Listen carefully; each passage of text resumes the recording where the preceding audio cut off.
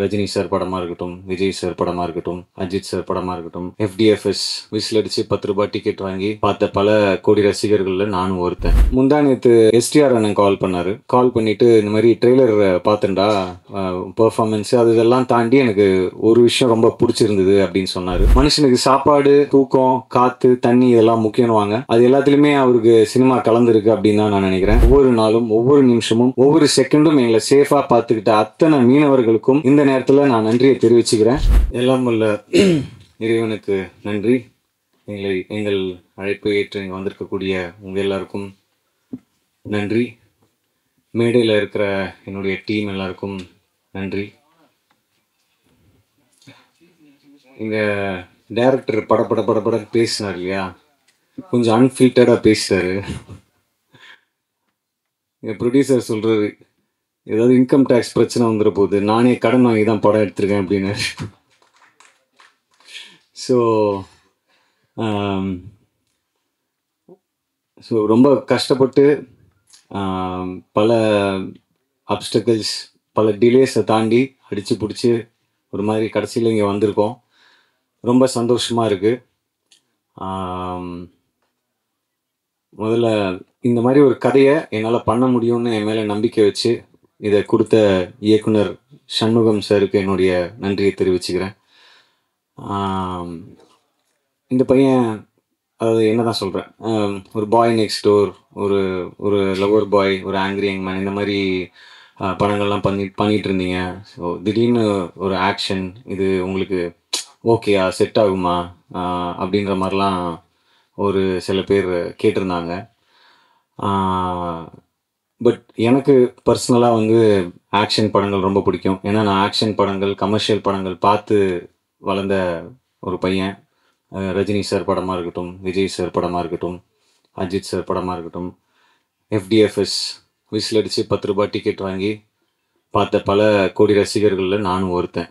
So but அதுக்கான கரெக்டான டைமும் கரெக்டான ஸ்கிரிப்டும் வந்தால் மட்டும்தான் அது தொடணும் அப்படின்றது வந்து ஒரு மைண்ட் செட்டாக இருந்தது. ஸோ டீசல் கதையை கேட்கும்போது எனக்கு இந்த மாதிரி ஒரு உலகம், இதை நம்ம கடந்து, இதை நம்ம பார்த்து, இதை நம்ம வந்து கேள்விப்பட்டிருப்போம், கடந்து போயிருப்போம். பட் இது எங்கே ஆரம்பிக்குது, இது உள்ள என்ன நடக்குது, இந்த வேர்ல்டுக்குள்ளே நடக்கிற, இந்த மாஃபியாவில் நடக்கிற விஷயங்கள் என்ன அப்படின்னு நமக்கு தெரியாது. ஸோ க்ரூட் ஆயில் அப்படின்றது கருப்பு தங்கம் அப்படின்னு சொல்கிறாங்க. தங்கத்தை விட ரொம்ப முக்கியமான, உலகம் இயங்கிறதுக்கு ஒரு முக்கியமான விஷயமா பார்க்கக்கூடிய ஒரு பொருளாக இருக்குது கருப்பு தங்கம்னு சொல்கிற அந்த க்ரூட் ஆயில். ஸோ அதுலேருந்து கிட்டத்தட்ட 165க்கும் மேலே பை ப்ராடக்ட்ஸ் வருது. ஸோ பெட்ரோல், டீசல்லேருந்து ஆரம்பித்து தார், அது மாதிரி LPG, நம்ம மண்ணெண்ணெய், இந்த மாதிரி நிறைய வந்துகிட்டே இருக்குது. ஸோ இந்த மாதிரி விஷயங்கள்லாம் டைரக்டர் வந்து இந்த கதையை நரேட் பண்ணும்போது, சொல்லும்போது இந்த வேர்ல்டு ரொம்ப இன்ட்ரெஸ்டிங்காக இருந்தது. ஸோ அதனால தான் இந்த படம் பண்ணணுன்ற ஒரு ஆசை இருந்தது. நம்ம எடுத்தோம் கவுத்தோம் அப்படின்னு ஆக்ஷன் படம் பண்ணோம், 4 பேர் அடிக்கணும், கமர்ஷியலாக ஒரு 2 சாங் இருக்கணும், ஹீரோயினை ரொமான்ஸ் பண்ணோம் அப்படின்ற இன்டென்ஷனில் பண்ண படம் இல்லை. ஸோ இந்த படம்லாம் ஷூட்லாம் முடிச்சுட்டு இப்போது ரீசெண்டாக ட்ரெய்லர் வந்தது. எனக்குள்ளேயே ஒரு சின்ன சந்தேகம் இருந்தது. சரி, உண்மையாகவே நம்ம கான்ஃபிடென்ஸோட பண்ணிட்டோம் அந்த படத்தை, ஆடியன்ஸ் இதை எப்படி பார்க்க போகிறாங்க, இந்த புது நான் எடுத்துருக்கிற இந்த ஆக்ஷன் அவதாரை எப்படி ரிசீவ் பண்ண போகிறாங்க அப்படின்ற ஒரு சின்ன தயக்கமும் ஒரு சின்ன பயமும் இருந்தது. ட்ரெய்லர் வந்ததுக்கப்புறம் யாரும் பெருசாக திட்டலை. ஸோ அதுவே ஒரு பெரிய மெரிட்டாக எனக்கு ஃபீல் ஆச்சு. அதுக்கப்புறம் முந்தா நேற்று STR அண்ணன் கால் பண்ணார். கால் பண்ணிவிட்டு இந்த மாதிரி ட்ரெய்லர் பார்த்துண்டா பெர்ஃபார்மன்ஸு அது இதெல்லாம் தாண்டி எனக்கு ஒரு விஷயம் ரொம்ப பிடிச்சிருந்தது அப்படின்னு சொன்னார். உன்னுடைய பாடி லாங்குவேஜ் அண்ட் நீ ஒரு ஆக்ஷன் ரோல் பண்ணுற, ஒரு ஹீரோயிசமாக ஒன்று பண்ணுறன்னும் போது அதில் ஒரு மீட்டர் ரொம்ப முக்கியம், அந்த மீட்டரை நீ அளவாக கரெக்டாக பண்ணியிருக்க அப்படின்னு சொன்னார். ஸோ அவர்கிட்டேருந்து வரும்போது அது ஒரு பெரிய ஒரு கான்ஃபிடென்ஸை கொடுத்துச்சு. ஏன்னா இதோட நீ அதிகமாக பண்ணனா ரொம்ப ஜாஸ்தியாக இருக்கும். ஏன்னா நீ இப்போ தான் ஸ்டார்ட் பண்ணுற, ஆக்ஷன் படங்கள் பண்ணி இப்போ தான் ஸ்டார்ட் பண்ணுற, ஸோ கரெக்டாக இருக்குது அப்படின்ற மாதிரி அவர் சொன்னார். ஸோ ஒரு சின்ன கான்ஃபிடென்ஸை கொடுத்தது. ஸோ இது எல்லாத்தையும் தாண்டி ஆடியன்ஸுக்கு இந்த படத்தில் வந்து நான் முன்னாடியே சொன்ன மாதிரி, எல்லாரும் சொன்ன மாதிரி, இந்த பார்க்காத ஒரு உலகம். ஸோ ட்ரெய்லரில் வந்து நீங்கள் ஆயில், பெட்ரோல், டீசல் மாஃபியா இதை பற்றி தான் மேக்ஸிமம் போர்ட்ரே பண்ணியிருக்கோம் ட்ரெய்லரில். அண்ட் இதில் இன்னொரு விஷயமும் செகண்ட் ஹாஃபில் டிஸ்கஸ் பண்ணியிருக்கோம். ஸோ இது எல்லாமே ஆடியன்ஸ்க்கு கனெக்ட் ஆகும் அப்படின்னு நான் நம்புகிறேன். நான் எந்த ஸ்கிரிப்ட் பண்ணாலும் அதில் ஆடியன்ஸ்க்கு என்ன கனெக்ட் இருக்குது அப்படின்னு நான் எப்போவுமே யோசிப்பேன். ஸோ அது லப்பர் பந்தாக இருக்கட்டும், பார்க்கிங்காக இருக்கட்டும், இல்லை ஒரு லவ் படம் பண்ணால் கூட அதில் ஆடியன்ஸ் கனெக்ட் பண்ணிக்கிறதுக்கான விஷயம் இருக்கா, இல்லை எமோஷன் இருக்கா அப்படின்னு பார்ப்பேன். ஸோ இந்த படத்தில் வந்து நம்ம காலடி எடுத்து வைக்கிறதுலேருந்து, வீட்டிலேருந்து பெட்ரோல் டீசல்ன்ற விஷயத்தை நம்ம தவிர்க்கவே முடியாது. ஸோ அதுலேருந்து ஆரம்பித்து செகண்ட் ஹாஃபில் இந்த படம் ஒரு இஷ்யூவை பற்றி டிஸ்கஸ் பண்ணுது. ஸோ அதுவுமே அண்ட் ஈவன் த கிளைமேக்ஸ் நிச்சயமாக ஆடியன்ஸுக்கு கனெக்ட் ஆகும். இது மக்களுக்கான படமாக இருக்கும் அப்படின்றதுல எந்த சந்தேகமும் இல்லை. நாங்கள் படம் பார்த்துட்டேன். ஸோ அந்த நம்பிக்கையில் தான் நான் பேசிகிட்டு இருக்கேன். அதுக்கப்புறம் என்னுடைய டீம், ப்ரொடியூசர் தேவா சார், எனக்கு ஒரு 12-13 இயர்ஸாக அவருடைய நட்பு. ஸோ அந்த நட்பு தான் இந்த படம் பண்ணுறதுக்கான முக்கியமான காரணம். அவர் என் மேலே வச்ச அன்பு. அதாவது நான் என்னை பற்றி அதிகமாக யோசிக்கிறதோட அவர் என்னை பற்றி அதிகமாக யோசிக்கிறாரு. அதுதான் உண்மை. ஸோ அவருக்கு என்ன சொல்கிறது, உண்மையாகவே ரொம்ப கஷ்டப்பட்டு என்னுடைய மார்க்கெட்டை சைஸ் எல்லாம் தாண்டி எங்கேயோ ஒரு பட்ஜெட் போய் லேண்ட் ஆகிருக்கு. அது கூட டேரக்டர் சொல்லும் போது யோசிச்சு, எந்த டேரக்டரும் இப்படி ஒத்துக்கவே மாட்டாங்கல்ல, அதிகமாக செலவாயிடுச்சு, எங்கேயோ எடுத்துகிட்டு போயிடுச்சுன்னு. ஸோ அதை கூட ஃபில்டர் போடாமல் சொல்லிட்டாரு டேரக்டர். ஸோ ஆனால் அதான் உண்மை. ஸோ அதை தாண்டி பண்ணியிருக்கோம். அது ஒரு பெரிய ரிஸ்க் எடுத்திருக்கோம் தான் சொல்லணும். ஸோ அப்படி ஒரு விஷயத்த எனக்காக இந்த படத்து மேலே வச்சுருக்கிற, இந்த ஸ்கிரிப்ட் மேலே, டேரக்டர் மேலே, எங்கள் டீம் மேலே ஒரு நம்பிக்கை வச்சு பண்ணியிருக்காரு. இந்த மாதிரி ப்ரொடியூசர்ஸ் ஜெயிக்கணும். கண்டிப்பாக சார் நீங்கள் ஜெயிப்பீங்க அப்படின்னு நான் நம்புகிறேன். நீங்கள் சினிமா எவ்வளோ நேசிக்கிறீங்கன்னு எனக்கு கண்டிப்பாக தெரியும். நான் கிட்டே இருந்து பார்த்துருக்கேன். மனுஷனுக்கு சாப்பாடு, தூக்கம், காற்று, தண்ணி இதெல்லாம் முக்கியம்னுவாங்க. அது எல்லாத்துலேயுமே அவருக்கு சினிமா கலந்துருக்கு அப்படின்னு தான் நான் நினைக்கிறேன். ஏன்னா எப்போவுமே நம்ம பண்ணுற படமாக இருக்கட்டும், இந்த படமாக இருக்கட்டும், இதுக்கு முன்னாடி நாங்கள் பண்ணுற படங்களாக இருக்கட்டும், இதை பற்றி நாங்கள் பேசிகிட்டே இருப்பார்.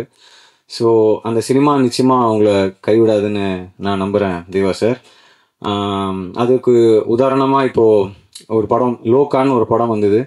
ஸோ உண்மையாகவே அது ஒரு பெரிய கான்ஃபிடென்ஸை கொடுத்தது. ஒரு ஃபீமேல் ஓரியன்ட் சப்ஜெக்ட், அவ்வளோ பெரிய பட்ஜெட், பட் அவங்க அந்த படம் மேலே வச்ச நம்பிக்கை, அந்த அந்த ப்ரொடியூசர் அந்த படம் மேலே, அந்த கதை மேலே வச்ச நம்பிக்கை, அது வந்து அவங்களுக்கு பல மடங்கு ஈட்டி கொடுத்துருக்கு. தயவு செஞ்சு நான் இந்த படத்தையும் அந்த படத்தையும் கம்பேர் பண்ணுறேன்றது மட்டும் தம்ப்நெயிலாக போட்டுறாதீங்க. நான் சொன்னது ஒரு எமோஷன், நான் சொன்னது அந்த ஸ்கேல், நான் சொன்னது அந்த ஒரு mind set as a producer தான் சொல்ல வரேன். ஸோ அந்த மாதிரி நிச்சயமாக சார் சினிமா அவங்கள நான் சொன்ன மாதிரி கைவிடாது. அண்ட் ஆடியன்ஸும் இது வரவேற்பாங்க. இந்த படம் மட்டும் இல்லை, நீங்கள் அடுத்தடுத்து தயாரிக்க போகிற மற்ற படங்களுக்கும் சரி. ஸோ அண்ட் கூட நடித்த அத்தனை பேருக்கும் என்னுடைய மனமார்ந்த நன்றிகளை தெரிவிச்சுக்கிறேன். ஏன்னா இது ஒருத்தருடைய உழைப்பு கிடையாது, ஒரு 10 பேரோட உழைப்பு கிடையாது. கண்ணுக்கு தெரியாத நூற்றுக்கணக்கான மக்கள் இந்த படத்துக்காக உழைச்சிருக்காங்க. ரொம்ப முக்கியமாக மீனவர்கள். நாங்கள் கடலில் வந்து கிட்டத்தட்ட ஒரு 30 நாட்களுக்கு மேலே ஷூட் பண்ணோம். ஸோ எந்த ஒரு அசம்பாவிதமும் இல்லாமல் எங்கள் எல்லாரையும் சேஃபாக உள்ளே கூட்டு வந்து ஒவ்வொரு நாளும், ஒவ்வொரு நிமிஷமும், ஒவ்வொரு செகண்டும் எங்களை சேஃபாக பார்த்துக்கிட்ட அத்தனை மீனவர்களுக்கும் இந்த நேரத்தில் நான் நன்றியை தெரிவிச்சுக்கிறேன். ஏன்னா அவ்வளோ ஈஸி கிடையாது உள்ளே போய் ஷூட் பண்ணிட்டு வருது. அண்ட் அதுவும் அவங்களோட ஹெல்ப் இல்லாமல் நம்ம ஃபர்ஸ்ட் ஆஃப் ஆல் உள்ளே போக முடியாது. அவங்களுக்கு தான் தெரியும் அந்த காற்று வாட்டத்துக்கு எப்படி போக முடியும், எந்த இடத்துல நிற்கணும், எந்த இடத்துல ஆங்கர் போடணும். ஸோ இந்த மாதிரி விஷயங்கள் எல்லாமே எங்களுக்கு சேஃபாக பண்ணி கொடுத்தாங்க. ஸோ அவங்களுக்கு நன்றியை தெரிவிச்சுக்கிறேன். அப்புறம் எடிட்டர், எனக்கு தெரிஞ்ச கடைசி 2 வருஷமாக அவருக்கு சிவராத்திரி தான் நினைக்கிறேன். அவர் தூங்கியிருக்காரா, சரியா தூங்கினாரா கூட எனக்கு தெரியல. ஏன்னா எப்போதுமே ஏதாவது ஃபுட்டேஜ் வந்துகிட்டே இருக்கும், அதை எடிட் பண்ணிகிட்டு இருப்பாங்க, இப்படி வைப்பாங்க, அப்படி வைப்பாங்க, இதை பண்ணுவாங்க, அதை பண்ணுவாங்க. அவ்வளோ ஹார்ட் ஒர்க் போட்டிருக்காரு. அப்புறம் Dhibu brother, thank you for beer song, தில்பராஜா, ஆருயிரே, என்டையர் ஆல்பம். அண்ட் ஒரு பயங்கர பவர்ஃபுல்லான ஒரு ரீரெக்கார்டிங் ஸ்கோர் கொடுத்துருக்கீங்க. அண்ட் நான் திபு இப்போது கீழே உட்காந்துருக்கும்போது சொன்னார், இவங்க ஹோஸ்ட் பண்ணவங்க வந்து திபு நைனன் தாமஸ் அப்படின்னு சொல்லும்போது, ஐயோ என் பேரை தப்பாக சொல்கிறாங்க, ப்ரொனவுன்ஸ் தப்பாக பண்ணுறாங்க அப்படின்னு சொன்னார். ஸோ அப்போ தான் நான் சொன்னேன் ப்ரோ ரொம்ப பெருசாக இருக்குது ப்ரோ வேறு ஏதாவது ஷார்ட்டா அப்படின்னு. டிஎன்டி நல்லா இருக்கா ப்ரோ அப்படின்னு கேட்டேன். டிஎன்டினா இல்லை ப்ரோ இந்த டிஎன்டின்னு சொல்லுவாங்களே எக்ஸ்ப்ளோசிவ் அந்த மாதிரி டிஎன்டி அப்படி வச்சுவாங்க ப்ரோ அப்படின்னு சொன்னேன். So brother thank you. அப்புறம் கூட நடித்த பிரேமண்ணா, வினய் பிரதர், ஜார்ஜ் அண்ணன், Vivek Prasanna brother, Dheena brother, art director Rembon sir, cameraman Richard sir. Already உங்களை பற்றி சொல்லிட்டாங்க, நீங்கள் புயல் மாதிரி வந்தீங்க சார். ஏன்னா எம்எஸ் பிரபு சார் ஷூட் பண்ணிட்டு இருக்கும்போது அவருக்கு அந்த டேட்ஸ் கிளாஷ் ஆனதுனால ரிச்சர்ட் சார் வந்தாங்க. செம்ம ஃபாஸ்ட்டுங்க, செம்ம ஃபாஸ்ட்டு. அதாவது ஆல்ரெடி டேரக்டர் படப்படான்னு இருப்பார், அதுக்கு மேலே ஃபாஸ்ட்டாக இருந்தார் அவர். ஸோ ஆனால் அது என்ன நம்ம நினச்சோமோ அதை நம்ம அந்த குறிப்பிட்ட டைமில் சூப்பராக எங்களுக்காக ஷூட் பண்ணி கொடுத்ததுக்கு ரொம்ப நன்றி ரிச்சர்ட் சார். அண்ட் எம்எஸ் பிரபு சாருக்கும் இந்த நேரத்தில் நன்றியை தெரிவிச்சுக்கிறேன். அப்புறம் படத்தில் யார் விட்டேன், ரிஷி பிரதர், அப்புறம் எஸ்பி சினிமாஸ். இவ்வளோ பெரிய என்னடா அவங்க இவ்வளோ பெரிய பட்ஜெட்னு சொல்கிறாங்களேன்னு, ஏதோ நாங்கள் ஏதோ ரொம்ப அப்படின்லாம் இல்லை, நம்ம ஸ்கேலுக்கு அது பெரிய பட்ஜெட், ஸோ அதனால தான் பெரிய பட்ஜெட்னு சொல்கிறோம். ஸோ இந்த மாதிரி ஒரு படத்தை ஹேண்டில் பண்ணும்போது முக்கியமாக க்ரௌட் சீக்வன்சஸ்லாம் இருக்கும்போது நிறைய tanker loris, fishermen, launch, boat, கடல் அப்படின்னும் போது அதை கோஆர்டினேட் பண்ணி அதை செட் பண்ணி அதை அசம்பிள் பண்ணுறது ஒரு ஈஸியான ஒர்க் இல்லை. ஸோ எஸ்பி சினிமாஸ் அந்த அந்த ப்ரொடக்ஷனை பார்த்துக்கிட்டாங்க, எந்த ஒரு கவலையும் இல்லாமல் நாங்கள் தைரியமாக ஷூட் பண்ண முடிஞ்சதுன்னா அதுக்கு காரணம் எஸ்பி சினிமாஸ், சங்கர் சார், அப்புறம் அவங்களுடைய டீம், கிஷோர் சார், ஜெய், இந்த மாதிரி நிறைய பேர் சொல்லணும். நான் டேரக்டர் ஐ திங்க் கிட்டத்தட்ட இந்த எட்டி பார்ப்பாங்கல்ல ஃப்ரேமில், அவரை தவிர எல்லாருக்குமே தேங்க்ஸ் சொல்லிட்டாருன்னு நினைக்கிறேன். ஸோ அவ்வளோ பெரிய லிஸ்ட்டு சொல்லிட்டீங்க. ஸோ அதுதான் இது ஒரு முயற்சி. இந்த படம் ப்ரெஸ், மீடியா எல்லா படத்துக்கும் எனக்கு பெரிய ஆதரவு கொடுத்துருக்கீங்க. இந்த படத்துக்கும் உங்களுடைய ஆதரவு இருக்கும். இன்னும் ஒரு சில நாட்கள் தான் இருக்குது. ஸோ அந்த நேரத்தில் நம்ம என்ன சொல்லுவோம், இதுக்கு மேலே எல்லாம் அவன் தான் பார்த்துப்பான் அப்படின்ற மாதிரி, இதுக்கு மேலே எல்லாம் நீங்கள் தான் பார்த்துக்கணும், நீங்கள் தான் ஆடியன்ஸை கொண்டு போய் சேர்க்கணும் இந்த படத்தை. அண்ட் தீபாவளி ரேஸில் வர்றதுக்கு காரணம் என்ன? காரணம்லாம் இல்லை சார், பெரிய பட்ஜெட், லீவ் டைம், எல்லா படத்துக்கும் ஒரு டெஸ்டினி இருக்கும். அந்தந்த படம் அந்தந்த டெஸ்டினியை தேடி அதுவே ஒரு இடத்துக்கு வந்து நிற்கும்னு சொல்லுவாங்க. எப்படி இந்த படம் ஒரு பட்ஜெட்டில் ஆரம்பித்து ஒரு பட்ஜெட்டுக்கு வந்ததோ, இந்த படத்துக்குள்ளே எப்படி மற்ற நிறைய விஷயங்கள் உள்ளே வந்ததோ அந்த மாதிரி தான். ஸோ போட்டியாக நினச்சா போட்டி, இல்லை இவங்கெல்லாம் என்ன அப்படின்னு நினச்சாலும் பிரச்சனை இல்லை. 17ஆம் தேதி படம் ரிலீஸ் ஆகுது. ஆடியன்ஸ் கண்டிப்பாக சப்போர்ட் பண்ணுவாங்கன்னு நான் நம்புகிறேன். எனக்கு எப்போவுமே உங்களுடைய அன்பும் ஆதரவும் இருந்திருக்கு. ஸோ அது தொடர்ந்து இருக்கும், இந்த படத்துக்கும் சரி, அடுத்து வர படங்களுக்கும் சரி. அண்ட் நானும் நிச்சயமாக ரொம்ப கான்ஷியஸாக நல்ல படங்கள், நல்ல கதாபாத்திரங்கள் சூஸ் பண்ணி பண்ணணுன்றது தான் என்னோடய ஆசை. ஸோ கண்டிப்பாக அதுக்கான இயக்குனர்களும் தயாரிப்பாளர்களும் வருவாங்க. அதான். ஸோ ஒரே ஒரு விஷயம் தான் என்னென்னா, எடுக்கிற முயற்சிகள் சில நேரம் தோற்றுருக்கலாம், சில நேரம் பெருசாக ஜெயிச்சிருக்கலாம். ஆனால் அந்த முயற்சி எடுத்தவன் வந்து எப்போவுமே அடுத்தடுத்த கட்டத்துக்கு போவான்றது எந்த மாற்று கருத்தும் கிடையாது. ஸோ நாங்கள் முயற்சி எடுத்திருக்கோம், முயற்சி எடுப்போம், முயற்சிப்பேன். சப்போர்ட் பண்ணுங்கள். Thank you for all the love. And sorry, Athulya பற்றி சொல்ல மறந்துட்டேன். நிறைய ஹார்ட் ஒர்க் போட்டிருக்காங்க. She is a very sweet person. ஏன்னா அந்த கடலுக்குள்ளெல்லாம் ஷூட்டிங் பண்ணும்போது நம்ம காலையில் ஒரு 7-8 மணிக்கு போனோம்னா திருப்பி ஒரு 3-4 மணி வரைக்கும் கரைக்கு போக முடியாது. ஸோ அந்த மாதிரி நேரத்தில் ஒரு ரொம்ப கஷ்டமாக இருக்கும். பசங்க நம்ம அட்ஜஸ்ட் பண்ணிக்கலாம், பட் அவங்களுக்கு ரொம்ப கஷ்டமாக இருக்கும். அந்த மாதிரி பல விஷயங்களை அட்ஜஸ்ட் பண்ணிக்கிட்டு ரொம்ப கோஆப்ரேட்டிவாக ஷூட் பண்ணதுலேயும் சரி, ஷூட்டிங் ஸ்பாட்டில் நிறைய சேட்டை பண்ணதுலேயும் சரி, ரொம்ப நான் கொஞ்சம் அப்படியே டென்ஷனாகவே இருப்பேன். ஆனால் கூட இருக்கிறவங்க தீனா பிரதர், அப்புறம் தங்கதுரை, இவங்கெல்லாம் தான் கொஞ்சம் ஜோக் அடிச்சுட்டு ஜாலியாக கலாய்ச்சிட்டு அப்போ தான் கொஞ்சம் மூடே மாறும். ஏன்னா இவர் நம்மளை படபடப்பாகவே வச்சுருப்பார் இயக்குனர். என்னடா இது அவரை பற்றி எப்போவுமே கம்ப்ளைண்ட் சொல்கிற மாதிரியே சொல்கிறேன்ல. எப்படின்னா மிக என்ன சொல்கிறது, ரொம்ப எக்ஸ்ட்ரீம்லி ஹார்ட் ஒர்க்கிங் பர்சன். நான் டைலாக் ஷீட் எனக்கு ஒரு நாள் முன்னாடி கொடுப்பாங்க, ஆனால் அடுத்த நாள் வந்து பார்த்தா காலைல உட்காந்து எழுதிட்டு இருப்பார், ஃபுல் சீன் அடிச்சுட்டு ஃப்ரெஷ்ஷாக. ஐயோ டைலாக் மாற்றுறீங்களா அப்படின்னு. இல்லை கொஞ்சம் தான் அப்படின்னு சொன்னோன்னே ஒரு 4 பக்கத்து டைலாக் எழுதி வச்சிருப்பாரு. என்னங்க 4 பக்கத்துக்கு எழுதி வச்சுன்னு கேட்டால், இல்லை இது சுருக்கி உங்களுக்கு ஒரு 10 நிமிஷத்தில் கொடுக்குறேன்னு. ஸோ அந்த மாதிரி லாஸ்ட் மினிட் வரைக்கும் அவருடைய ஒர்க் டயலாகாக இருக்கட்டும், சீன் கன்சீவ் பண்ணுற விதமாக இருக்கட்டும், அது ஸ்டேஜ் பண்ணுற விதமாக இருக்கட்டும், அது இருந்துக்கிட்டே இருக்கும்.